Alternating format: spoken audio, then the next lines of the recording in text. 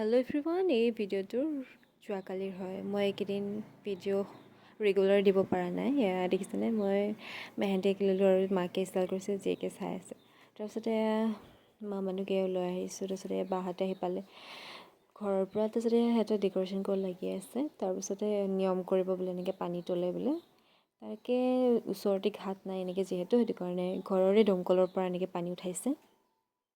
যিহেতু নিয়মটো কৰিব লাগে, সেয়েহে আৰু সৰু সুৰাকৈ এনেকৈ পানী তুলিলে আৰু নিয়মটোতো কৰা হ'বই, যিহেতু এয়া পানী তুলি আছে আৰু এয়া পানী তোলা হৈ গ'ল।